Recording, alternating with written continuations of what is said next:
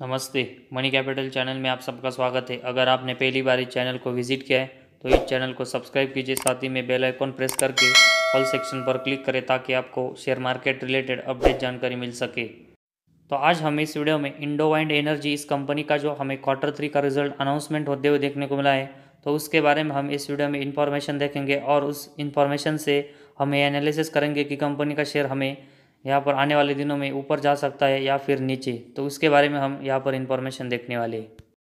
तो आज हम इस वीडियो में इंडोवाइंड एनर्जी लिमिटेड इस कंपनी का जो क्वार्टर 3 का रिजल्ट अनाउंसमेंट हुआ है, तो उसके बारे में हम इस वीडियो में इंफॉर्मेशन देखने वाले हैं। तो कंपनी ने जो क्वार्टर 3 के रिजल्ट में जो नंबर्स अनाउंसमेंट किए, तो उसके नंबर्स हमें सभी यहाँ पर लाख में देखने को मिल रहे हैं, तो उसको हम करोड़ में कन्वर्ट करके देखने वाले हैं। तो सबसे पहले हम इस क्वार्टर 3 का रिजल्ट है, तो उसमें कंपनी का जो इनकम फ्रॉम सेक्शन है, तो उसके बारे में हम इंफॉर्मेशन देखते हैं। तो इस इनकम फ्रॉम ऑपरेशन में सबसे पहले कंपनी का जो रेवेन्यू फ्रॉम ऑपरेशन है वो हम इस क्वार्टर 3 का देखते हैं। तो ये इस क्वार्टर 3 में हमें रेवेन्यू फ्रॉम ऑपरेशन 421 लाख का देखने को मिल रहा है। तो इसको हम करोड़ में कन्वर्ट करके देखेंगे तो ये हमें 4 करोड़ का देखने को मिला है, जो कि अगर हम क्वार्टर 2 में देखेंगे तो हमें ये 886 लाख का देखने को मिला है। तो उसको अगर हम करोड़ में कन्वर्ट करके देखेंगे तो हमें ये 8 करोड़ का देखने को मिला था। तो कंपनी का जो रेवेन्यू फ्रॉम ऑपरेशन है वो हमें 8 करोड़ से नीचे मतलब गिर कर कंपनी का रेवेन्यू फ्रॉम ऑपरेशन इस क्वार्टर 3 में क्वार्टर 2 के मुकाबले में 4 करोड़ का होते हुए देखने को मिला है और इसमें हमें गिरावट देखने को मिल रही है। वही इस क्वार्टर 3 का जो रेवेन्यू फ्रॉम ऑपरेशन 4 करोड़ का है, उसका कंपैरिजन हम पिछले साल के क्वार्टर 3 से करके देखेंगे तो उस समय हमें कंपनी का रेवेन्यू फ्रॉम ऑपरेशन 522 लाख मतलब 5.2 करोड़ का देखने को मिला था। तो कंपनी का पिछले साल का जो रेवेन्यू फ्रॉम ऑपरेशन है, तो उसके मुकाबले में हमें इस साल के कंपनी का रेवेन्यू फ्रॉम ऑपरेशन में 1 करोड़ से भी ज़्यादा की यहाँ पर गिरावट होते हुए देखने को मिल रही, और जो कि कंपनी के लिए हमें नेगेटिव बात यहाँ से देखने को मिल रही। तो कंपनी का जो रेवेन्यू फ्रॉम ऑपरेशन है वो हमें क्वार्टर 2 के मुकाबले में और पिछले साल के क्वार्टर 3 के मुकाबले दोनों के कंपैरिजन में गिरते हुए देखने को मिल रहा है, और उसमें हमें मंथ ऑन मंथ यहाँ पर 4 करोड़ की गिरावट देखने को मिल रही है, और ईयर बेसिस देखेंगे तो इसमें हमें 1 करोड़ की गिरावट इस क्वार्टर 3 में कंपनी के रेवेन्यू फ्रॉम ऑपरेशन में देखने को मिल रहा है, जिसका इम्पैक्ट हमें कंपनी के शेयर पर होते हुए देखने को मिलेगा, और ये कंपनी के लिए और शेयर के लिए एक बुरी बात हमें यहाँ से देखने को मिल रही है। तो कंपनी का जो टोटल रेवेन्यू है वो भी, जिसमें हम रेवेन्यू फ्रॉम ऑपरेशन में अदर इनकम को ऐड करके देखेंगे तो कंपनी का टोटल रेवेन्यू हमें उतना ही लगभग देखने को मिला है जैसे कि कंपनी का रेवेन्यू फ्रॉम ऑपरेशन था। तो उसमें भी हमें क्वार्टर 3 में कंपनी के मतलब कंपनी का जो टोटल रेवेन्यू है, तो उसमें भी हमें क्वार्टर 2 के मुकाबले में 4 करोड़ की गिरावट और पिछले साल के क्वार्टर 3 के मुकाबले में 1 करोड़ की गिरावट कंपनी के टोटल रेवेन्यू में देखने को मिल रही है। इसके बाद कंपनी के जो एक्सपेंस है, तो इसके बारे में हम एक यहाँ पर इंफॉर्मेशन देखते हैं। तो टोटल जो एक्सपेंस है, तो उसको मिलाकर देखेंगे तो कंपनी का जो टोटल एक्सपेंस है वो हमें इस क्वार्टर 3 में 465 लाख मतलब 4.6 करोड़ का होते हुए देखने को मिला है। वही अगर हम क्वार्टर 2 का कंपनी का एक्सपेंस देखेंगे तो ये हमें यहाँ पर 8.3 करोड़ का देखने को मिला था। तो कंपनी का जो रेवेन्यू हमें डाउन होते हुए इस क्वार्टर 3 में देखने को मिला है, वो इसी तरह हमें कंपनी के एक्सपेंस भी यहाँ पर क्वार्टर 2 के मुकाबले में क्वार्टर 3 में कम होते हुए देखने को मिले। लेकिन कंपनी का जो क्वार्टर 3 का यहाँ पर टोटल एक्सपेंस हमें 4.6 करोड़ का देखने को मिला है, तो उसके कंपेरेटिवली अगर हम कंपनी का रेवेन्यू देखेंगे तो हमें ये 4.2 करोड़ का देखने को मिला है। तो कंपनी का जो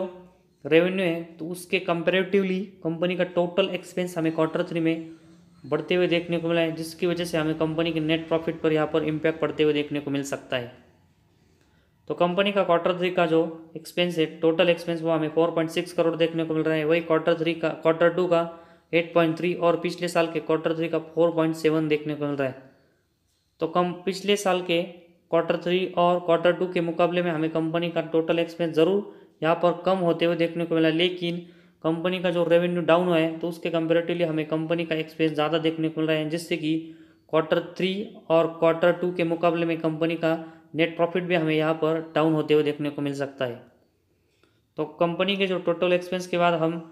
प्रॉफिट बिफोर टैक्स और उसके बाद जो टैक्स एक्सपेंस है तो उसको छोड़कर देखेंगे तो कंपनी का यहाँ पर जो प्रॉफिट फॉर द पीरियड मतलब कंपनी का जो नेट प्रॉफिट है उसके बारे में हम देखेंगे तो कंपनी का ये हमें यहाँ पर इस क्वार्टर 3 का कंपनी का नेट प्रॉफिट देखेंगे तो हमें -42 लाख का यहाँ पर कंपनी का लॉस देखने को मिल रहा है इस क्वार्टर 3 में। तो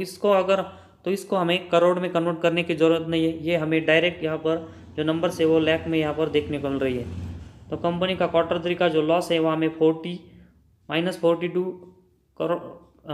लाख का देखने को मिल रहा है। वही अगर हम क्वार्टर 2 में देखेंगे तो कंपनी का जो प्रॉफिट है वो हमें 56 लाख का देखने को मिला था। तो कंपनी हमें प्रॉफिट से यहाँ पर लॉस में आते हुए इस क्वार्टर 3 में देखने को मिल रही है। वही पिछले साल के क्वार्टर 3 में कंपनी का जो प्रॉफिट है वो हमें 57 लाख का देखने को मिल रहा था। तो पिछले साल के क्वार्टर 3 के मुकाबले में हमें कंपनी का नेट प्रॉफिट डाउन होते हुए देखने को मिल रहा है और ये -42 लाख का हमें ये देखने को मिल रहा है। तो क्वार्टर 3 और क्वार्टर 2 के मुकाबले, दोनों के मुकाबले में हम देखेंगे तो कंपनी का यहाँ पर प्रॉफिट हमें डाउन होते हुए देखने को मिल रहा है, जिससे कि कंपनी के शेयर पर हमें इम्पैक्ट पड़ते हुए देखने को मिलेगा और शेयर हमें यहाँ से एक बहुत ही नीचे आते हुए देखने को मिलेगा। इसके बाद कंपनी का जो अर्निंग पर शेयर है तो उसके बारे में यहाँ पर इंफॉर्मेशन देखते हैं। तो इस क्वार्टर 3 में कंपनी का अर्निंग पर शेयर हमें -0.05 देखने को मिल रहा है, जो कि क्वार्टर 2 में 0.06 था।